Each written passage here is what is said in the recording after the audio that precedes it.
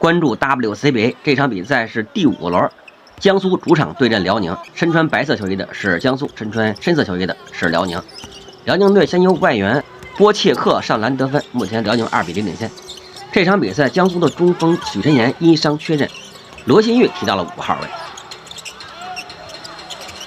张曼曼3分，抬手就有，小王思雨。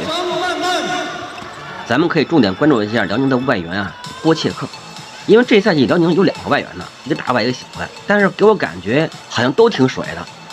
今天我们再看看这外援啊有什么表现。王秋怡没打进呀，再来啊！这轮吹犯规了。王秋怡2次罚球。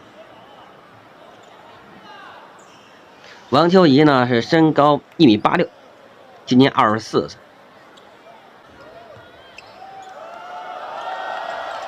好，王秋怡2罚中1。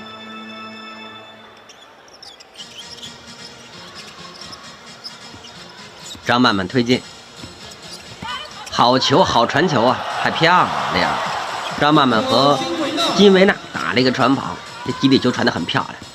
辽宁进攻速度也很快，可是这次呢失误了，自己脱手。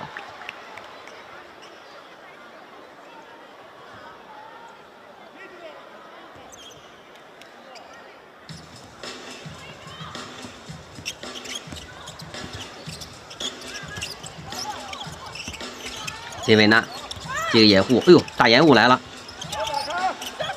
罗新玉大小没有打，转到弱侧，黄坤3分，好球啊！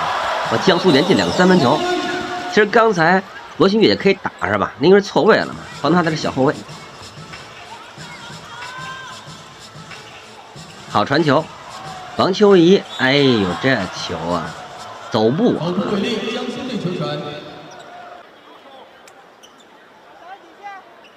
我们再看江苏队进攻，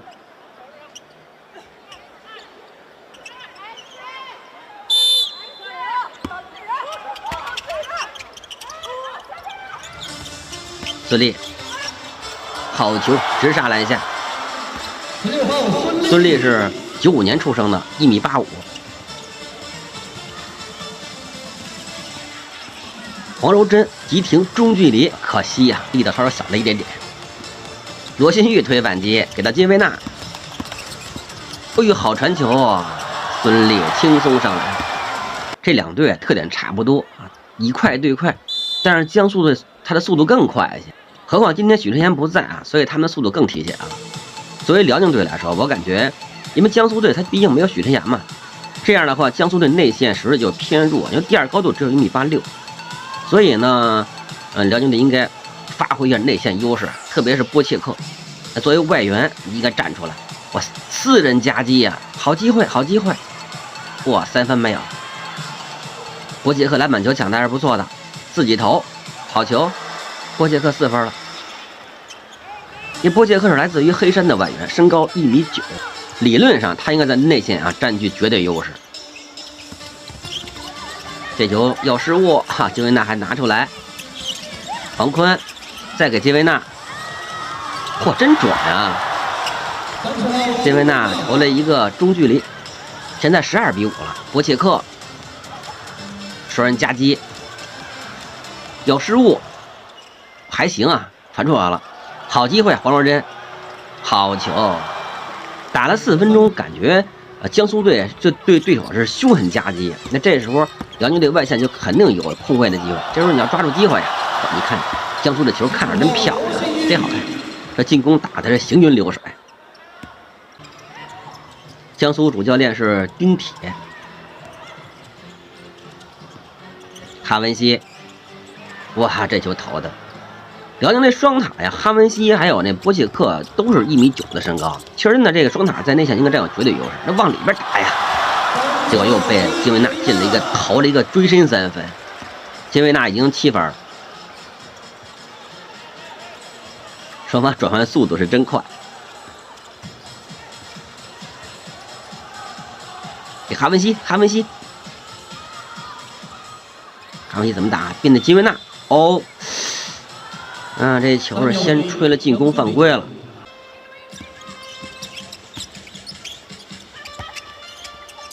黄坤突破，再分球，金维纳再投3分，又进了，金维纳打疯了，10分了。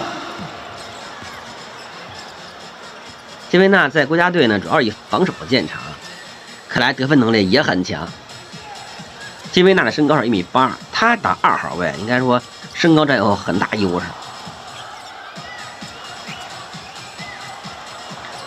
逼得辽宁队投了一个超远3分。看这次转换，没头追身，罗新玉做阵地，辽宁队守2-3联防啊，罗新玉啊，这可是先犯规了。辽宁队的2号就是那个孙玉明，孙玉明也24岁，1.72米啊，罗新玉直杀篮下有了。江苏队的突破真够坚决的，还是夹击，啊！转移有没有？没有啊！孙玉明的3分，哇，哈文西这次造成对手犯规了，2次罚球，连罚全中之后呢，这样这节比赛最终的比分是江苏26-10领先了16分。江苏球确实打得漂亮，行云流水。辽宁队呢，第一节没有发挥出内线优势。这场比赛最终结果，江苏队是赢了辽宁40分，双方的实力还是有一定差距。